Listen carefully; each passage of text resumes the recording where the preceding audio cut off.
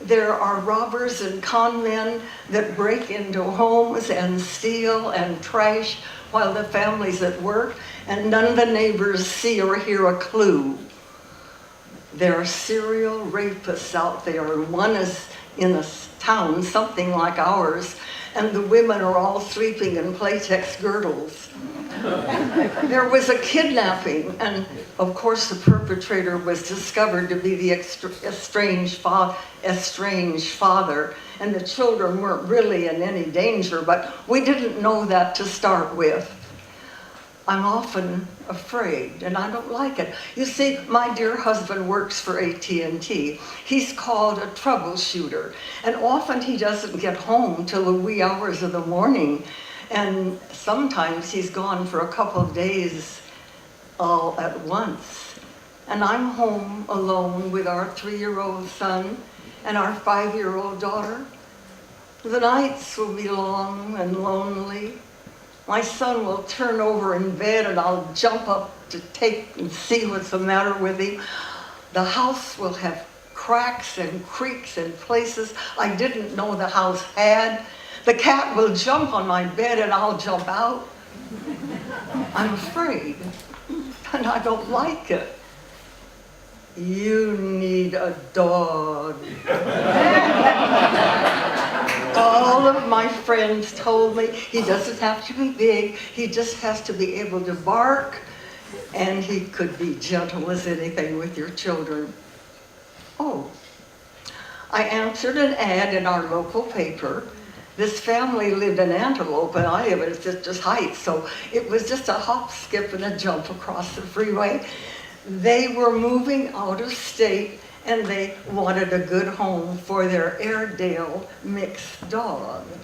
Because he was a mix, they didn't have any papers for him, and they only wanted $25 for him. He was a great watchdog and very good and gentle with children.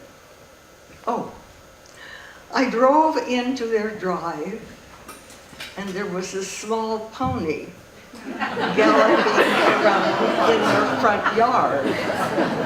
How did I know what an Airedale looked like? It was covered with brown curly hair, all except his 4 feet, and they were kind of a beigeish white. And of course, they called him Socks. I got out of the car, and Socks loved me on sight.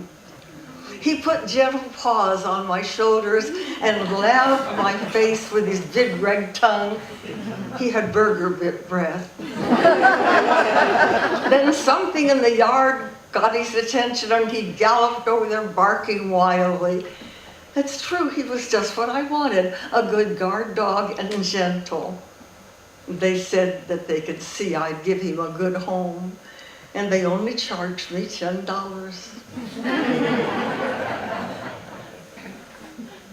This is part of the old ballad. Excuse me. I opened the door into the back seat, and Socks jumped in happily, taking up most of the seat. Where would my children sit, I wondered. Hop, skip, and a jump back across the freeway, and I stopped at a feed store. 50 pounds of burger bits gave my grocery budget a nasty whack. I also bought a feed dish, and I also bought a large water bowl. As we drove, Socks occasionally put his big shaggy head on my right shoulder. It made driving a little bit difficult, and I said, back, Socks, sit, Socks. We played this little game until we drove into our driveway. I activated the big door, and we got into the garage, and I closed the door, and I opened the door for Socks to get out, and he jumped into some toys that were placed right there, and some of them broke. And then he headed for the door that went into the kitchen in the house. I had planned a little welcome speech, but Socks did not wait for that. We entered the house rather rapidly. His nose took him to the left, where the counter was, and it had cocoa and toast bits from my children's breakfast on it. That dog only had to walk the length of the counter with that tongue out to clean it beautifully. This was a contribution I had not anticipated. And then he headed for the greatest source of light, which were the sliding glass doors by the dinette area and the family room area that led to his new kingdom. Now, I had planned to go through the house first, but it was all right with me if we went outside first. And I opened the door enough for Socks to wedge himself out, and I took off the short leash I had bought. Our yard is about a quarter of a half acre, has a little orchard in the back, and what used to be a nice vegetable garden. Socks went up and down it several times, and then he got thirsty. It was a very warm day, and he remembered the bowl on the steps, and he galloped back, and in 3 swallows, he had emptied all the water out of the cat's bowl that was there, and then he immediately redistributed the water into a pot of daisies at the other side. Daisies do not like hot water. And then he remembered me, and he pawed at the door. I was hiding. And then he went back a few steps and threw himself at the door. It shuddered.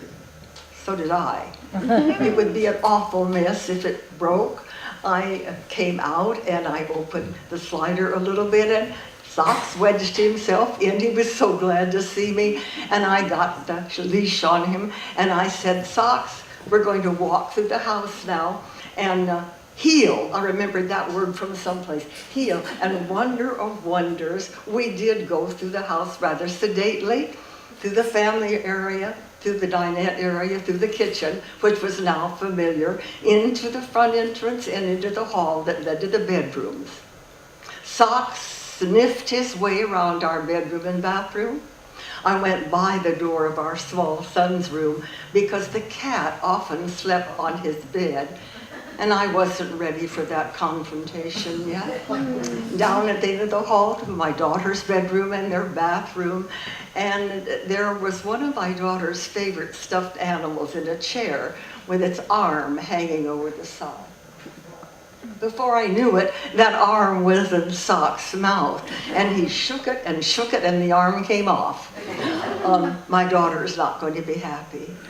We came back into the hall just as Beauty the cat came out of my son's room, stretching her pretty self, wanting to find out what was going on.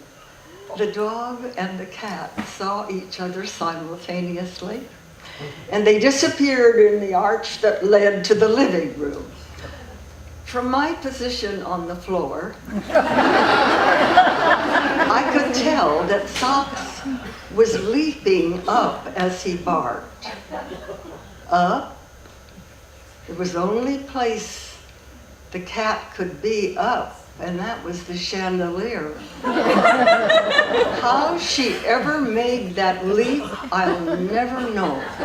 Socks was barking and yelling, and the cat was peering over the edge of the chandelier, baring teeth that I didn't know she had, and making noises I never knew she could make. I watched the fray by crawling for a few minutes, and then I was able to grab the short leash, and I bumped into things, and pretty soon there was blood everywhere. I pulled Socks up tight and went around into the kitchen and turned on the faucet of cold water and put my face under there to wash off the blood and, stanch the nose a little bit.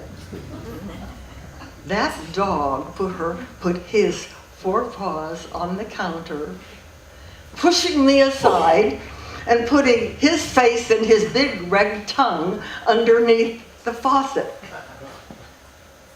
Suddenly, I came to my senses. I did not want this dog.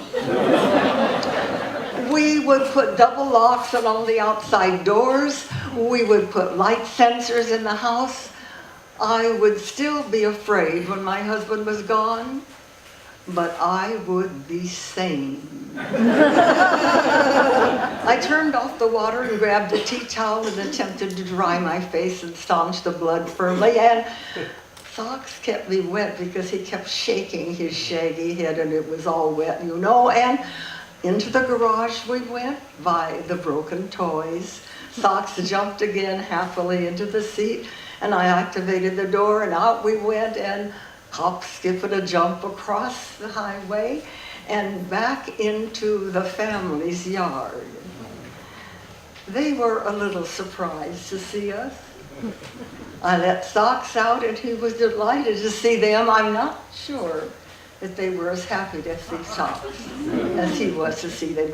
I'm so sorry. He didn't work out for us. My children were afraid of him. I'm really sorry he didn't work out, and I asked the boy to come and help me, and we put the 50-pound sack of burger bits onto the lawn. Socks jumped on it and tore it open, and soon there were burger bits everywhere. I put the feed dish there, I put the big water bowl there, and I thanked them, and I drove back, hop, skip, and a jump, across the freeway. My day of the dog was over. And you know what? I didn't even care about forgetting to ask them to give me my $10 back.